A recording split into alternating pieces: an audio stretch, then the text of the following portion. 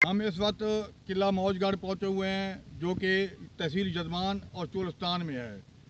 ये किला मौजगढ़ उस वक्त वजूद में आया जब एक मौजू के नाम से जो एक राजा था, इसने कब्जा किया था। ये इसके सिस्टम में था। ये पहले ये इंडिया का इलाका था। यहाँ जो है, यहाँ से सीधे जो है हाकड़ा दरिया और दरिया नहर जो है घाघरा यहाँ से निकलती थी और यहाँ पानी होता था, वसैल होते थे। यहाँ पर जो है दाद पुत्रगान जो कि खैरपुर टामे वाली के रिहायशी है, उन्होंने यहाँ कब्जे कर रखे थे। उनके ये अंडर में आ गया। उन्होंने जो है ना वो मरूफ खां के नाम से उन्होंने ये किला जो है यहाँ पर उन्होंने इस पर कब्जा किया। उसकी यहाँ से एक जो है सुरंग निकलती है, जो अंदर से एक सुरंग है जो कि जैसलमेर बीकानेर को जाती है।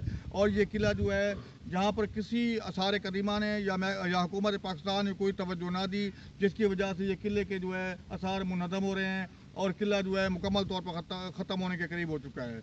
अगर हुकूमत पाकिस्तान और महकमा आसार कदीमा इस पर तवज्जो दे तो आइंदा के लिए ये हुकूमती ख़जाने को बड़ा अहम किस्म का जो है बेनिफिट भी मिल सकता है और यहाँ गैर मुल्की सियाह भी आ सकते हैं। यहाँ उनको TDCP के ज़रिए यहाँ पर जो है अगर क्वार्टर बना दिए जाएँ, यहाँ पर जो है सहूलतें दी जाएँ तो गैर मुल्की सियाह ठहर भी सकते हैं। जहाँ जो तारीख़ी किला है ये आइंदा मुनहदम होने से बच सकता है। इकबाल अंजुम, रोज़ न्यूज़, जजमान।